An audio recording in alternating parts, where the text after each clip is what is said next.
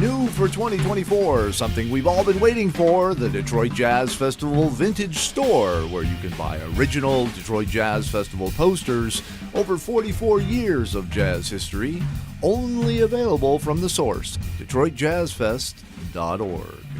Simply go to the website and click on Buy Vintage Posters. Something we've all been waiting for 44 years. DetroitJazzFest.org. Hello, Chris Collins here, President and Artistic Director of the Detroit Jazz Festival Foundation. Welcome to this special edition of the Detroit Jazz Festival Foundation's JazzChat Live, our monthly program that features panel discussions and artist interviews with some of the leading jazz artists in the world.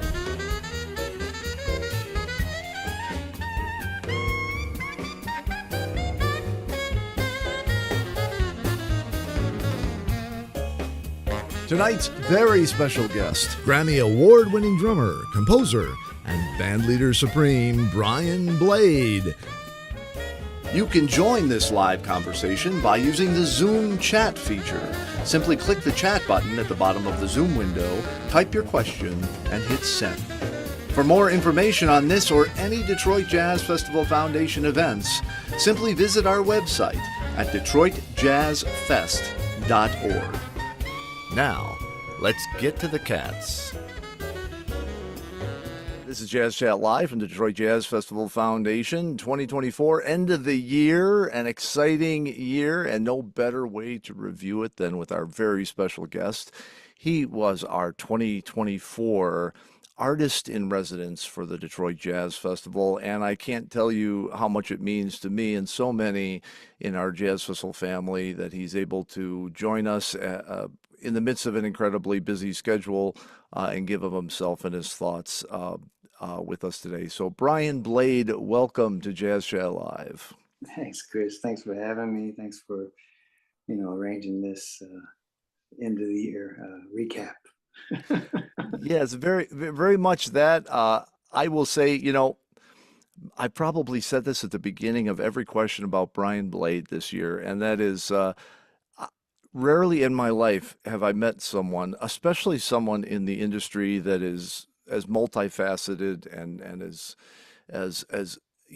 busy. We're all busy, but I mean, you look at your schedule, I look at your discography and the years you've been active. It's just unbelievable. And many of us, I first heard you with Josh Redman way back when, but Chick Corea, Wayne Shorter, to Joni Mitchell and Bob Dylan. I mean, you're out there doing so many things, and I always say, I cannot believe what a generous, thoughtful, calm, wise, wisdom projecting individual you are. I know. It sounds like I'm doing that, but I really want to express to everyone, it's so much of what I perceive in an artist's music, very often encounter with them personally, and it was my first extended exposure to you beyond some of our mutual friends. And boy, you embrace as a person everything I hear in your music. It is one and the same. Oh man, well, that's such a deep and just heartfelt respect for you saying that, man. I really appreciate you. Thank you for throwing my name in the hat, as it were, for this, the residency this year at the Detroit Jazz Festival. What an honor and a blessing it was for me and my friends. And it just, I don't know what to say other than I hope we can come back again as guests. Yeah. Well, I tell you what, anytime you want, and it was our honor and pleasure. The Artist in Residence program has been going on for a long time, but it takes a certain kind of artist to be communicative. You engaged with aspiring artists in the community. You worked with professional artists and brought them into the fold in your performances, which we'll talk about a bit. But it was truly a collaborative experience that reflects what an artist in residence should be. It's not just come in and do the gigs. It's come in and be part of our community, and everyone on the team and every patron at the festival felt that closeness. So kudos to you for rising to what that role really is and being a benchmark for others. It was very, very special. You Oh, know, to that end, though, I know it seems pedantic to start here because so many interviews do, but you really do have a very, very interesting upbringing in a family that is full of creative spirit in many ways. And I wonder if we could just get some sense of your upbringing. You know, I know that the church had an impact. I know that your family had a strong impact. And I will say, as I mentioned to you before, there's a parallel with that and what I experienced here in Detroit. You know, the gospel element, the church element, the family element is hmm. very, very strong here. And I know that had quite a guiding impact on you and an inspiration. Could you talk a little bit about your upbringing and what brought you into a life of creativity? Yes, well, thank you, man. My mother and father, they were, they are truly champions to me and my brother. My brother Brady Jr. is also a drummer, 5 years older, and they just, my mother Dorothy and my father Brady Sr., they just encouraged us and gave us gave us that latitude, Mm, to go out and be involved, in the community, with friends, with school, outside of school, certainly from church, the Zion Baptist Church, where my father's still a pastor. He has been for 63 years. mm, So, the music began there for me, which is also just a deep blessing for me, because I was never uh, conflicted about playing music anywhere else. That dive bar, that concert hall, or that alley. It was still this praise and worship that was built into playing music. mm, So I'm so thankful for that, that it wasn't optional when I was a kid. mm, Like, I'm so thankful that, yes, you're coming with us. Later on, you get older and you leave home, you want to make other choices, you can do that. But now, so I'm glad that my family was like that, and I have this extended uh, church family as well, because of mm. it. And they've seen me grow up, and they've seen me play, not just on Wednesdays and Sundays, but throughout the world with other friends that I love and admire. So I think hopefully they sit back and they can be proud to say that, Mm. we trusted our sons, and we shared with them what we hoped for, and now they have to make their choices, and hopefully we're trying to make the right ones. That's a beautiful thing. And by the way, a quick note to our audience: this is live, and you're welcome to ask questions yourself. Use the Zoom chat feature. Hit the button there, chat in your question, and we will get to as many as we can. So take advantage of it. You're part of the conversation, so jump in. You know, I, I've always heard something special in the musicians that have truly started in the church community. I mean, not only in their musical philosophy, but I don't want to put words in your mouth, but you know, as a musician, having that clear, uncompromised sense that there is something above you. The music is above you. You're serving the music, and there are things above that, and so on and so forth. And it's not just a way of keeping you humble, but it's not it's an organic thing. It's not a fabricated thing that you are serving something higher than you that will continue and others will follow your track. You're a caretaker, you're however you want to put it, but understanding there's something above you. And I always found faith and that experience, especially if you have musical experiences in that way, it Yeah. seems to settle in as kind of a philosophy. Well, man, another, aside from my family, I've had so many great teachers and mentors. Having performed there in Detroit with Wayne Shorter and Chick Corea, having seen from the backstage Kenny Garrett year after year, and one of my heroes who included me in his life very many years ago now. So I just, like you say, speaking of carrying on and passing torches, it's been a heavy couple of years, of letting go and loss, but then also realizing the invaluable lessons, the immeasurable gifts that particularly Wayne and Chick left with me and the world. So, especially at this time of year, that thankfulness and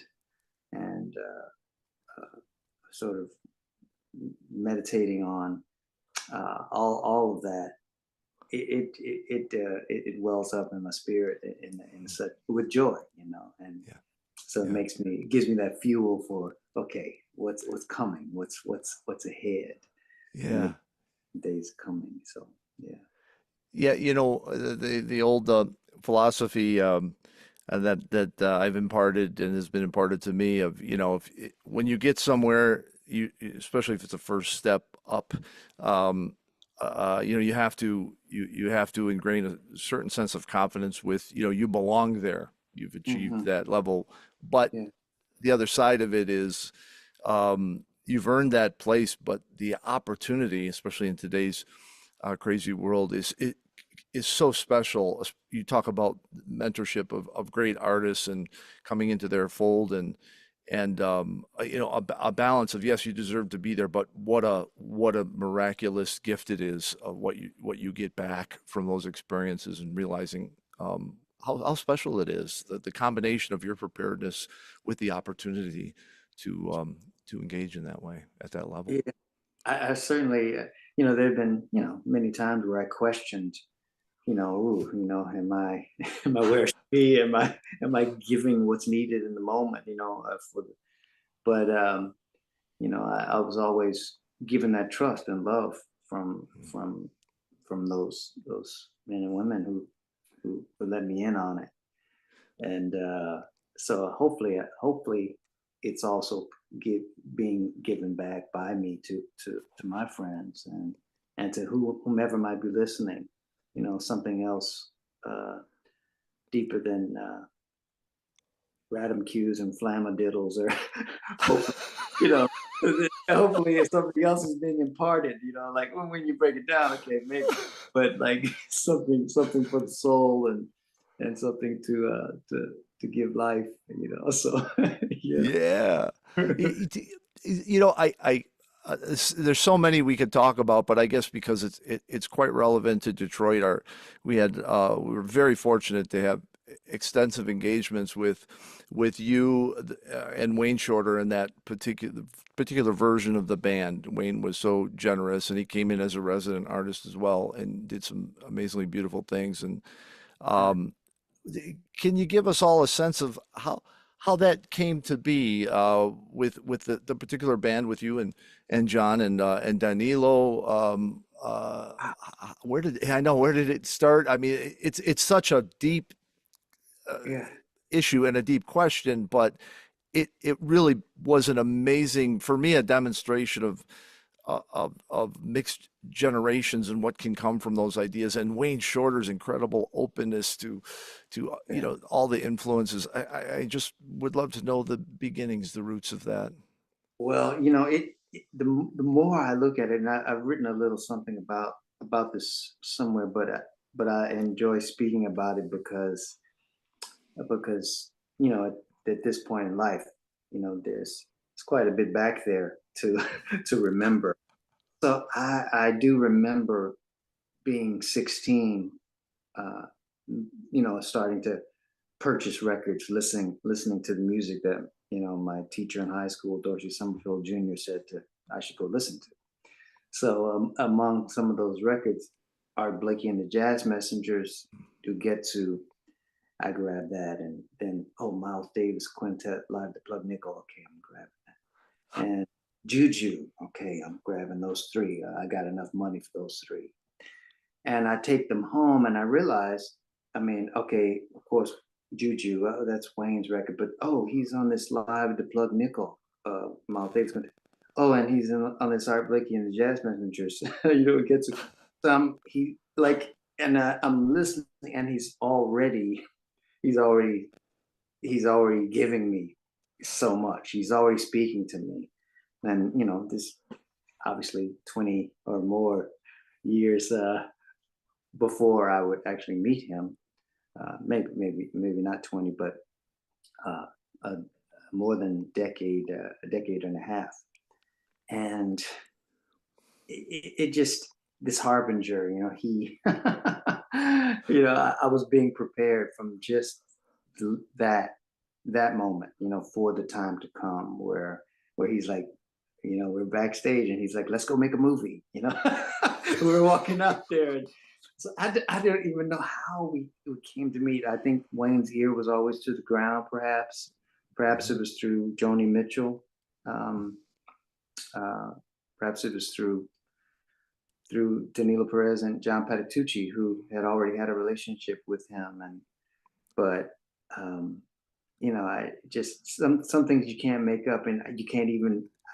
I personally could not have dreamt, that one day, from listening it when I was 16, that I would be then making music with my hero, and so that was 20 years together with Wayne. I do. I feel like I blinked, and my God, what just happened? But it's still growing there. All of the laughter and and Yes. time we spent together. I remember distinctly, it's like 2013 or 14, and you guys came in with Wayne, and it was just one of those nights. It was effervescent. Wayne was, man, he was in a place, man. The whole band was. And I looked around at all these great artists that were standing around listening from backstage, but what I noted was every one of them were off in a dark corner, and they wanted to be left alone by themselves. They were just completely mesmerized by the quartet set. And I think it was that year I had asked Wayne if he would consider being resident. But I remember that performance. It was the right night. It was great outside. The Yeah. audience in Detroit was great as always. And man, it was flying high, sound wise, interpretation, interaction. It just felt beautifully free. And so many people still talk about that performance. They remember Well, that particular one. well, man, thankfully for you, just it brings me to this year, because that I remember when Wayne, when he accepted to be the artist in residence, he had he had written quite a few works for orchestra. So the DSO, with the Detroit Jazz Festival, assembled symphonic ensemble, and we had a beautiful rehearsal, and then come day of show, torrential downpour, storm, you know, cancel walking around, Ah, outside. And we basically sat in his room and talked, and, and just laughed about, was a rehearsal great? And said that we couldn't share that moment with everyone. But thankfully this year you were able, due to the Gretchen Villade Center, you were able to sort of preempt a move from the outdoors, in that there was some weather coming, and we shifted. And thankfully, Robbie Coltrane's tribute to his mother Alice, that performance could happen there, and then the fellowship band could play. So I'm glad that there was a plan B, thanks to Wayne State University and you, and of course Gretchen. God bless. yeah, well, that's always the challenge, the beauty of playing in a city, Right, outdoors, but at the right. same time, there's that issue. I can remember, the patrons should know from that night, some of the saddest people on the planet were the orchestra. they were Oh, looking so forward. They stood to the last minute behind stage, hoping something would I, change. I And we remember. did remount the commissioned Gaia. Wayne was able to bring Gaia. We brought him in later down the road. But yeah, it was a painful situation. But I did talk to Wayne, and of course, he had a very beautiful, interesting spin on the Yes, as only he, in his inevitable way, could do. You know, he could just see the light through any dark cloud. And it floods the hall. And that's so. In fact, I remember once we had him in town early in the year, and we put him up at the at a local high-end hotel we always use, and I heard after he had checked in that it was the weekend. It was the first day of Comic-Con in Woo! Detroit at that hotel.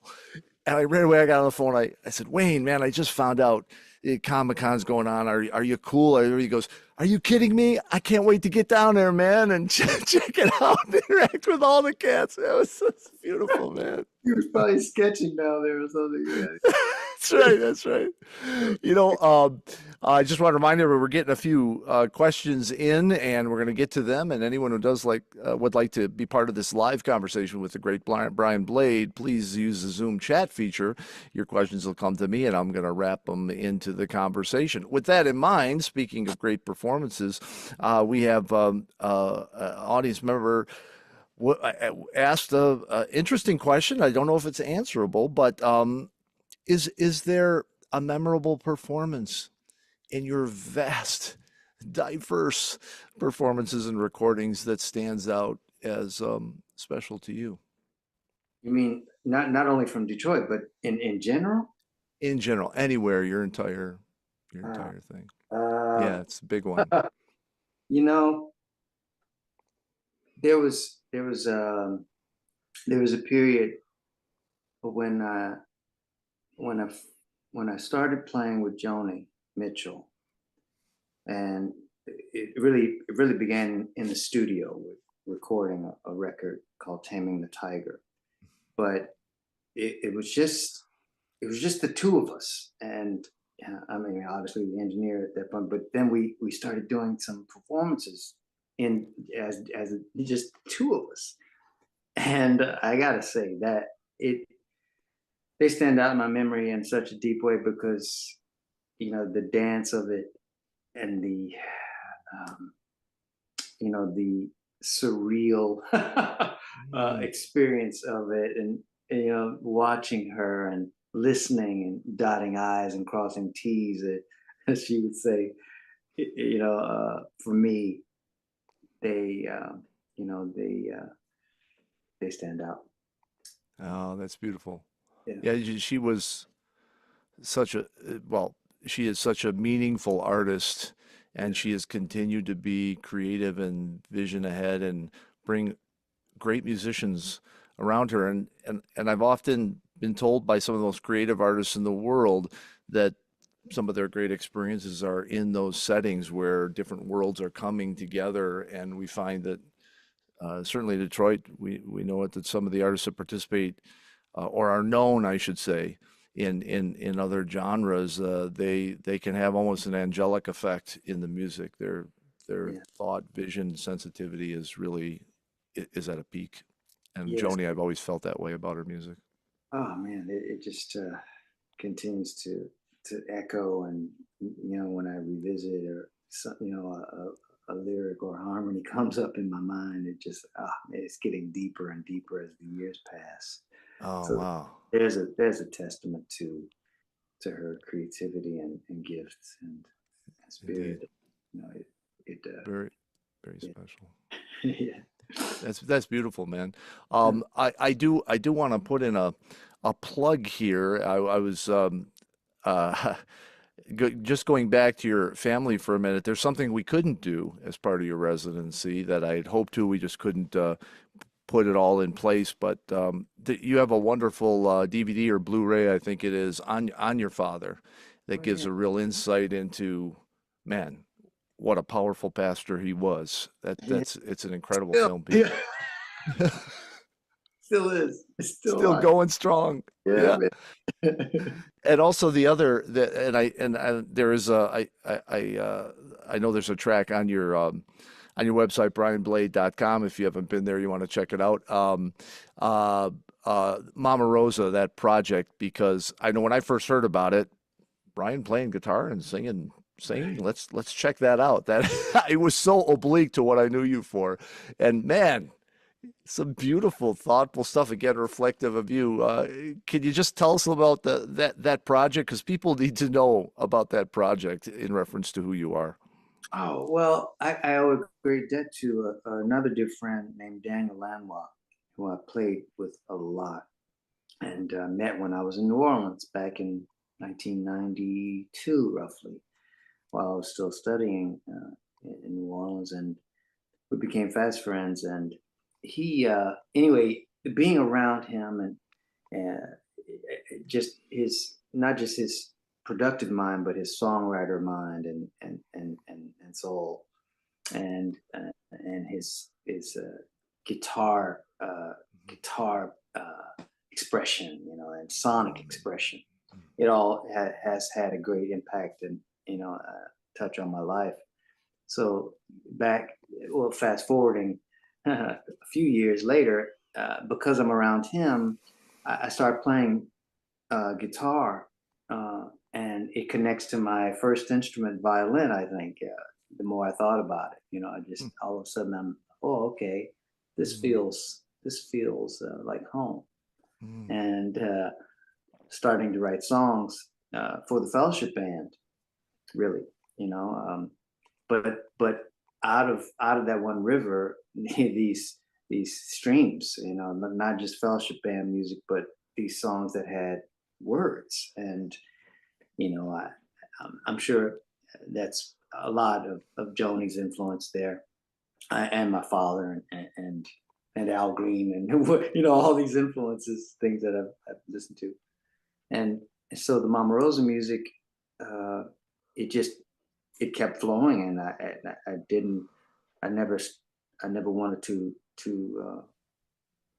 stop, any manifestation of what was coming creatively. So I just followed it, and so this body work was born. And there's a lot more songs waiting in the corner. I'm just anxious to get back to them as soon as we finish some more fellowship music that's in process. That's next on my list. So yeah, the Mama Rosa music is dear to me. Initially, it was they were very much memory songs, family songs, like, oh, okay, what's happened so far, what have I seen so far, what means something to me still. But then I think they're still very personal songs, and I think they'll hopefully strike across someone else's life with a familiarity, with a resonance that says, "Oh, yes, I can relate to that." And I guess that's what you hope for in any song, Yeah, that yeah. it touches people. So That's beautiful. And again, I go back to that thing where there's a reason why it's so interesting listening to you and hearing how you lead an ensemble. I mean, you live a life, you're immersed in this. Music is part of your consciousness, your expressiveness in all its forms. How, as you've expressed, when the flow starts, you embrace that, and it's it's that kind of interesting life that I believe leads to really interesting artists that can take us into new places. And in your case, again, very reflective of of your your thoughtfulness about the whole picture, the big picture, who you are in it, and the people you work with, and the people you're reaching out to. I found that whole project really beautiful and interesting. And as I said, what I was just drawn to it because, man, have you heard Brian sing and play guitar? No, I haven't. Check this out. And oh, geez, check it out, man. It's if people haven't heard it, it's a different side of you, and yet still the same Brian we know. It's a beautiful thing. thank you for mentioning that music. You know, it means a lot to me, and I want to, like I say, assemble that band, the Mount Rose band, hopefully within the next year. That's interesting, let me know. Let me Uh, know. all We right, can I do will. something special. Um, this just a reminder to everybody, you can ask questions in this live conversation with Brian Blade. Just use the Zoom text feature, and you can be part of the conversation. We want you to be, so jump on in there. Our 2024 Artist in Residence, Brian Blade, we're talking to, and this aligns with a question that's been asked by one of our audience folks. And you mentioned the fellowship band. I think it's a good time to turn to that. For a couple of reasons. I mean, certainly, they were core and center. In fact, I love the fact that the fellowship band was presented in April at our press conference, and then we opened the festival, and then that music was expounded upon, and the band was the core of your closing night performance with the Jim McNeely great arrangements. Um, the question from the audience is about, basically the differences of having an ensemble that is focused and together for a long time and developing towards a common vision, how that evolves, and the difference between that and what we all spend time doing, which is sometimes one offs, sometimes two or three offs, but that's about it, working around and so on and so forth. And the fellowship band, I mean, is it late 90s? Is that when the band started? Am I remembering correctly? But yeah, but I'm gonna also do a similar thing that I Take it where you like. with Wayne. You know, in 1988, I graduated high school, moved to New Orleans to study at Loyola University with one of my heroes, John Bodakovich, John Mahoney, Bill Huntington, Steve Mazikowski. And I met John Coward in 1988, and we became fast friends. We were just playing, mostly just the two of us. The bass players always had gigs, and so we were in the band room. Just John was already composing. He had been in school for at least 2 years before I arrived there. So it's so advanced and amazing. And anyway, we became great friends. So in a way, that is the genesis or beginning of the fellowship band. A decade essentially before everyone else would come into the picture, and we would start making recordings with Myron Walden and Melvin Butler and Chris Thomas. And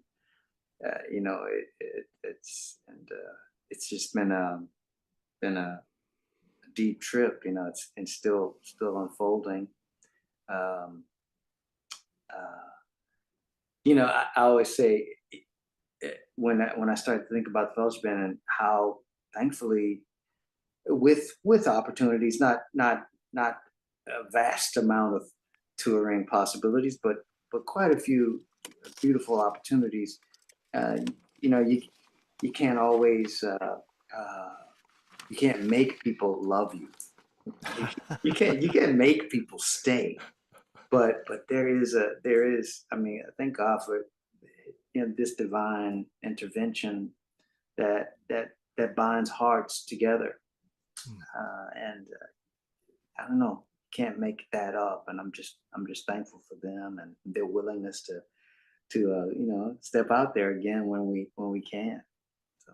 Well, we want to continue on that track for a minute. Plenty of questions here about fellowship, and I have some thoughts too related to your residency that I think were really, really, really special moments. But right now, we're just going to take a short break from the conversation. A little message from the Detroit Jazz Festival Foundation, which I'm going to do live for lack of great technology and fancy graphics.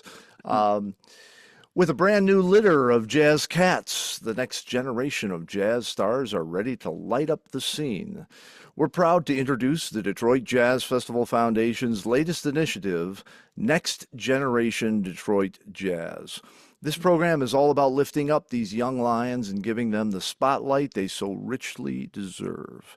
To help these talented musicians continue the tradition of jazz in Detroit, we need your support. As we wrap up 2024 and this season of giving, we invite you to consider supporting the next generation of Detroit jazz. Every dollar you donate will go directly to this exciting initiative. And you can hear many of these aspiring artists on our weekly programs, Jazz After Hours and Jazz from the Cellar, Fridays at 9 p.m. Eastern Standard Time, and also here on JazzChat Live, as we'll be speaking to some of the really young cats in our youth program, right up to those who have been through those programs, are in the beginnings of their career, and others that have made incredible journeys already who have began their path in Detroit. So we really do have a lot of love and appreciation. And as any musician knows, it is just as important to mentor and pass on this language and direction and guidance to next generations, so that we leave the world maybe a little better than we found it, or at least add to the positive vibe. And we all have that responsibility. So with that in mind, visit DetroitJazzFest.org. That's DetroitJazzFest.org/donate, or there's just a donate button you can click, and indicate Next Gen, NEXTGEN, in the comments section, and your donation will go directly to this program, Next Gen Detroit Jazz. Please make your tax-deductible donation now. Hey, tax-deductible. That's April's right around the corner, folks. This is a great way to give and feel good about it. Know what you're doing by helping young people and providing performance opportunities, mentoring opportunities. And as you know, our summer program, the JC Hurd Jazz Week, we keep completely free for the 40 participants that audition in. No one can pay. No one does pay. Our year-round jazz infusion program at the Detroit Public Schools, along with the myriad of different educational programs we do. We keep it entirely free, just like the largest free jazz festival in the world, the Detroit Jazz Festival. And let me tell you, that's not easy anymore. It's why you don't see it very often. And we do it because we want everybody to not only have access, but to feel welcome, to own this music and know that they're an important part of it. And by breaking down barriers like cost of participation, help with transportation, food, lunches, opportunities to connect them with clubs and international opportunities. Those are all things that come with these free programs for our youth. So consider today, at the end of this year, this glorious moment of giving, going to DetroitJazzFest.org and making a donation to the Next Gen program, and we'll make sure students' lives and aspiring artists' lives are lifted up, and they are availed of all kinds of new opportunities to explore and to present what they do. So be part of it. Thanks for listening. Back now to Brian Blade. We were talking about the fellowship band. I'll phrase this again. I'll combine a question from one of our patrons with my thoughts. One of the most stunning things for me was the first rehearsal when you brought the fellowship band together with the Detroit Jazz Fest Big Band, and we performed these marvelous arrangements by Jim McNeely, who we've all respected for a long time. But the fellowship band has such a special and identifiable personality and texture to it. There are subtleties in the music, and even some complex rhythmic things that, when done well, they come off as groovy. They come off as lyrical. They don't come across as angular or mathematical. They're musical because they come from an organic place. And I was really struck by how well all of that was maintained in this larger ensemble setting. I mean, first, kudos to Jim McNeely for bringing those textures together in such a way that it could be notated, so that a big band of musicians that don't work regularly with you, obviously, could become part of that.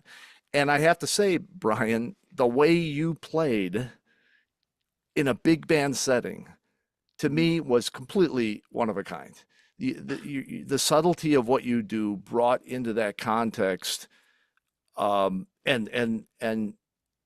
being everything it is when it's the fellowship band and others. Every drummer should pay attention to the kind of tastefulness and interaction and dynamic influence you brought through your style on the drums. that was entirely unique. That combined with your leadership, and as all the musicians in Detroit mentioned, the personality you brought to the rehearsal, from the drums to the bandstand, and the beauty that was projected from it, all told, it results in those special performances that are memorable, that don't disrupt the flow of art or the personality of the core ensemble, but enhance it, and everyone feels like they were part of that. And that was the feeling on Monday, and it was spectacular. Talk a little bit about the language, the evolution of the language of the fellowship band, and some of those personality traits that make it so special. Well, hey, I guess when you don't know any better, you just got to work with what you got. And so, me coming from that position, the drum chair, the big band, I guess. Well, hats off first to like Mel Lewis, for instance, and Thad Jones.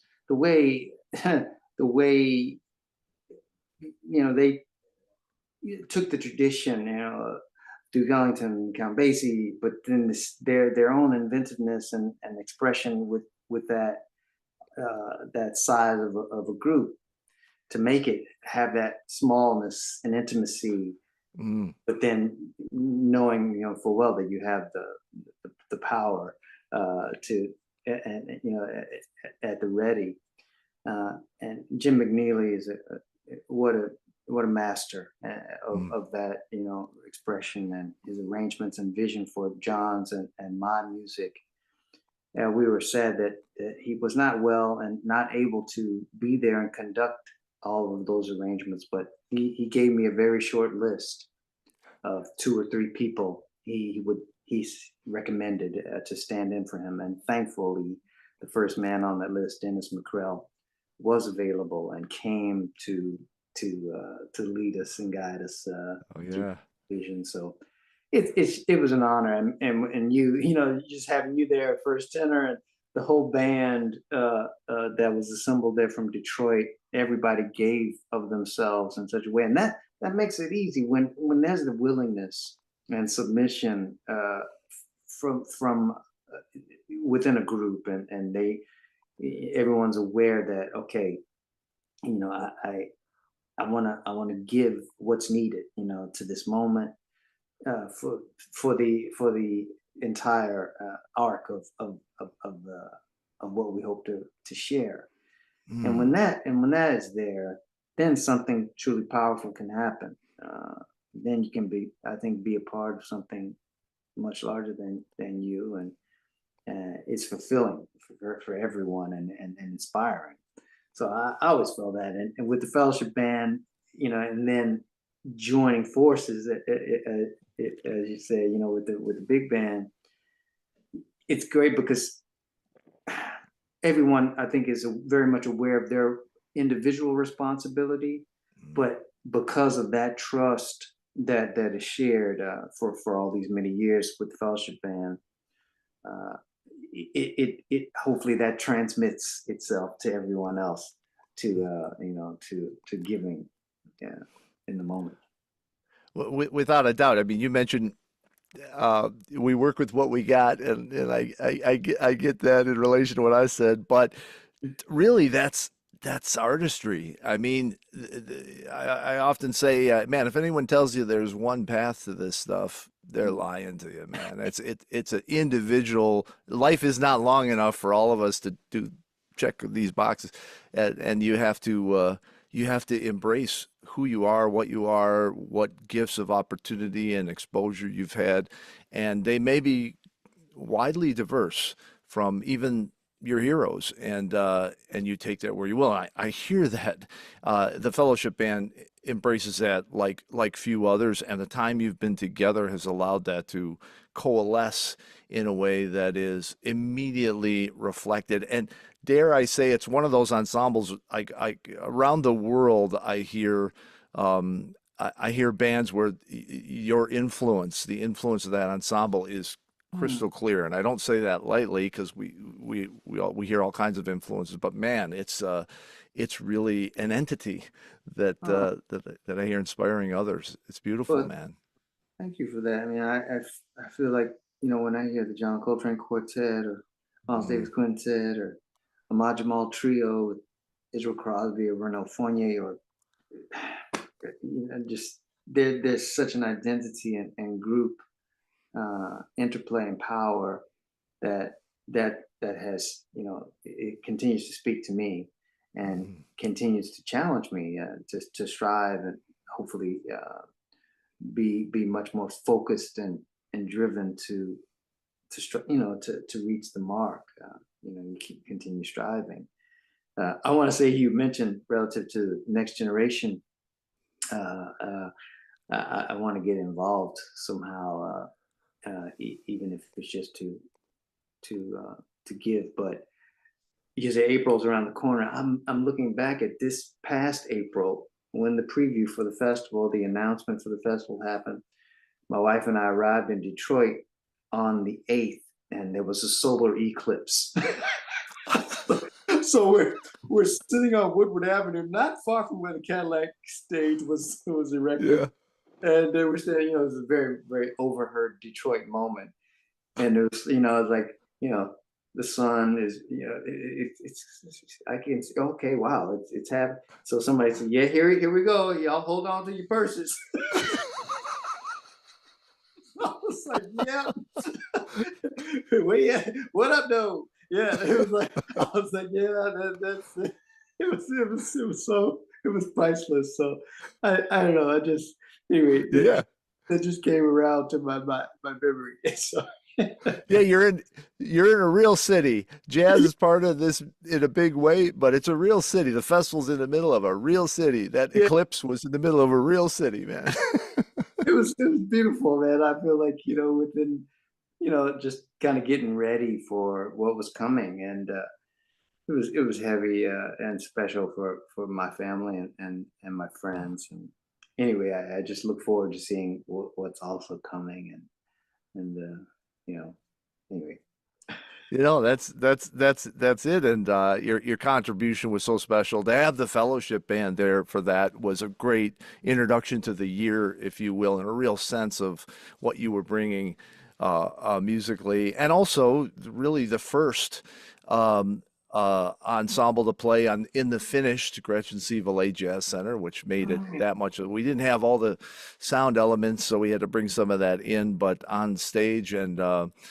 John playing the that handpicked Steinway, and the one of the best compliments we got was Danilo, who plays a different brand.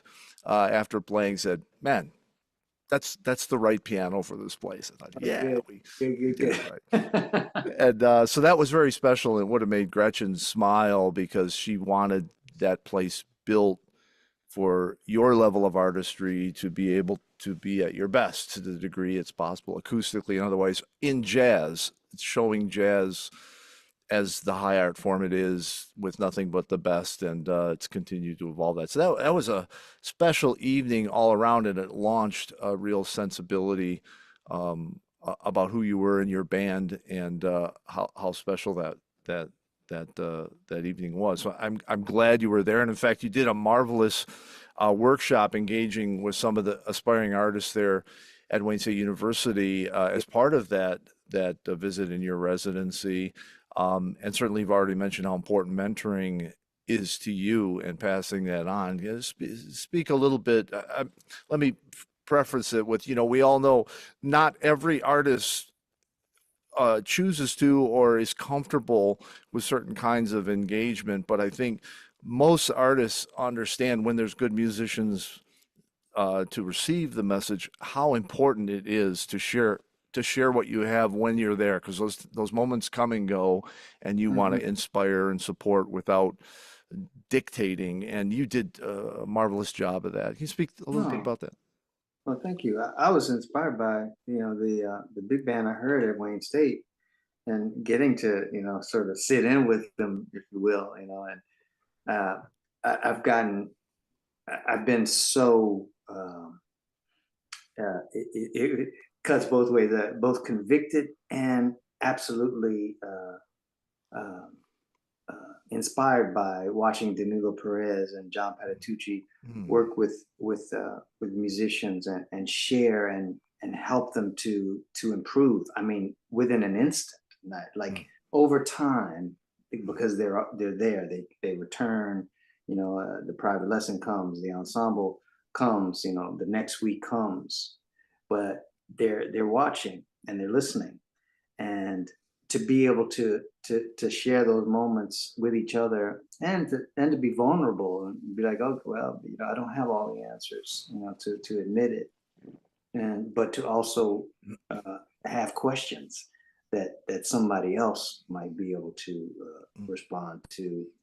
So that it was a privilege, you know, for me to be in that situation, and to, you know, just, you know, to, I guess, like we were talking about with the big band experience, how to speak to the drummer, the drummers that were there that day, for instance, or the rhythm section, or the entire ensemble, relative to the dynamics and relative to playing what's not on the page, which Mm. is often the challenge, I find, for our role, the drummer in the band, to really, you know, set things up for what's coming, or to leave that space, or to play with all your power, and so that it's, you know, that, you know, the brass and woodwind, it's all met, you know, with the right intention. So yeah, it was just, it was a blast, you know. I really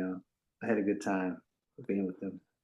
Well, it was reflected in so many ways, and again, it was a great beginning of what would be a number of different engagements. In fact, the one performance we haven't talked about at the festival that you did, um, you know, it's always great when a resident engages with our great professional musicians, be it in the jazz world or the orchestral world, because we're very proud of the musical legacy of those. And in fact, I've always, you know, growing up in town, like you talk about Motown or any of the big musical developments in Detroit, but you look on those album covers, you will see that it is often a collaboration of families of musicians. You have orchestral musicians doing what they do. You have an arranger who's from the studio scene. You have some of the jazz cats involved. And this is, you know, on a Marvin Gaye record. You know, it's like the Detroit family of musicians without those borders coming together, and the end result is something like What's Going On, that the world accepts as something really beautiful and unique.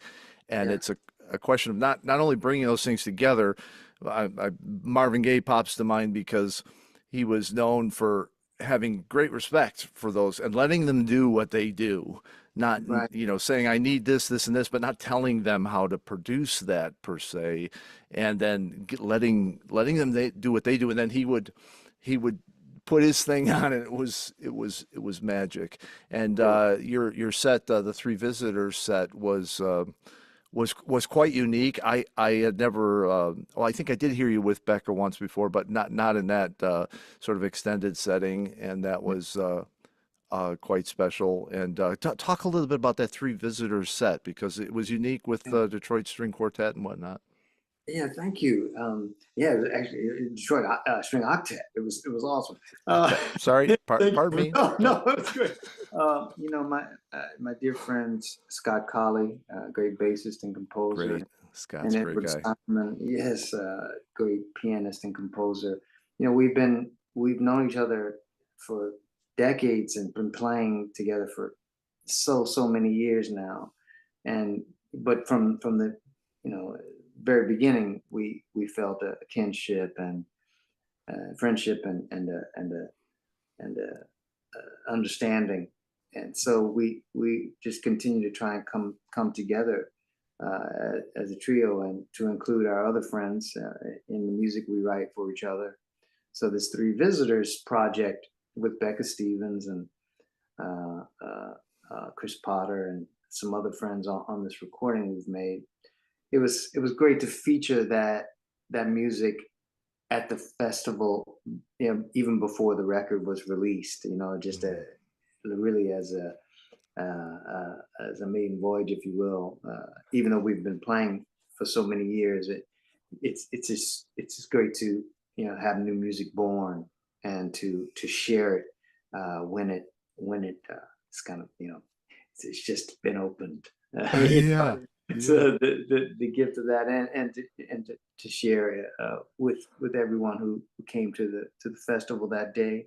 It's very special for us, and um, you know, even just the rehearsal again, preparing for the gig was just as exciting for us as a performance.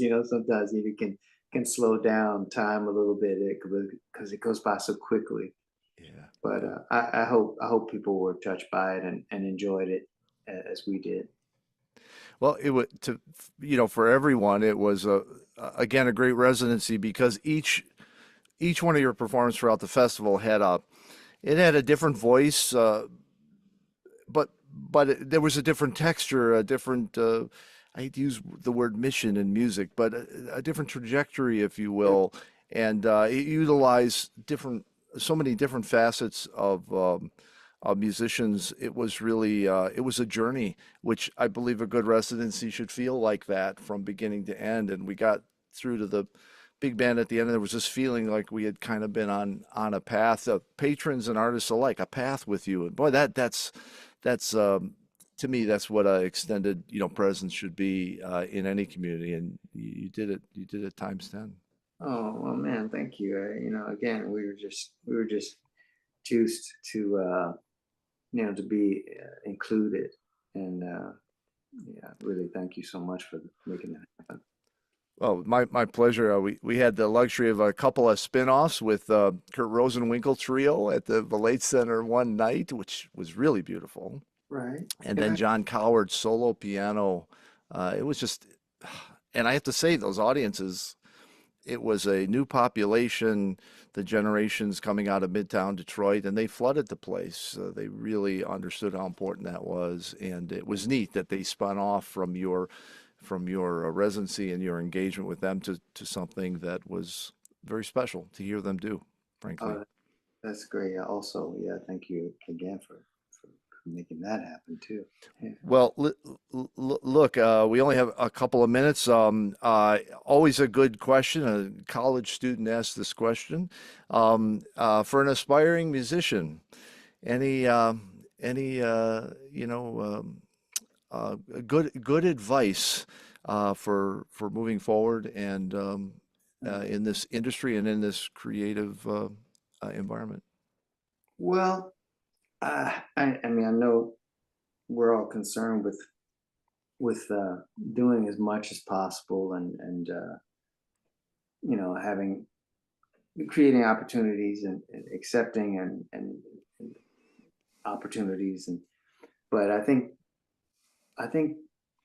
being heard and sharing with your friends, your bandmates, your teachers daily, with your instrument, that focus uh, will those are sort of the pebbles in the sea that send out the ripples for them, for your sound, for your expression, for who you are to reach other people. I wouldn't be so concerned with the next gig. It will happen. You will be heard, and you will have opportunities. But for now, and throughout, you never stop learning. You never stop focusing on your craft, and nurturing the gift, if you will, and listening, always listening outside of what you think is sort of what you're about, but Mm. widening your view, and your sense of music, uh, and the world, as There, as there you you go. walk that way. That So that's the stuff, and there's a lot of stuff there. I could say from knowing Brian, also be an incredibly sweet and giving and generous and thoughtful human being, and you got a shot at at following that path. It goes a long way. Before we wrap it up, I want to say to everyone out there, stay tuned for more Jazz Chat Lives. We do it once a month. In January, we kick it off. We'll be talking to the great Carmen Lundy. In February, we're talking to Cameron Graves in March, and we'll chat with Kyle Eastwood after that. We'll also be sharing some special Jazz Chat Lives with some of our educational folks and some of the industry folks that make up the rest of the ecosystem of the jazz scene, agents and media folks and everything in between, for all the artists out there to have a chance to ask questions of some of these leaders in our industry that keep the business lights turned on. So we'll be sharing the registration link on DetroitJazzFest.org, DetroitJazzFest.org, where you can register to be a part of Jazz Chat Live. It costs nothing, it's free. And also consider registering to be on our mailing list, which is again free, but you hear about all these things ahead of time and all the special events and things you can take advantage of. Lastly, check out the Vintage Store at DetroitJazzFest.org, where you can buy bona fide vintage articles of posters and clothing and everything in between, along with this year's version of their Angel and Jazz pin. Celebrates Gretchen Vollade every year. There'll be a new one every year. So check all that out. They make great Christmas presents last minute and otherwise. So consider jumping in on that. In the meantime, we want to sincerely thank our 2024 artist in residence, the great Brian Blade. I feel like I just want to have you do it another year. Let's see what we do in 20. But maybe give it a year break. But we will we'll have Brian back in many other ways. And Brian, please always share with us your programs and projects. We would love to have you in Detroit and around anytime we can. God bless you, my friend. Thank you. You as well. Thank you, man. Have a blessed Christmas and holiday season, and we'll see you on the other side. Yes, yes. You too. You too, Chris.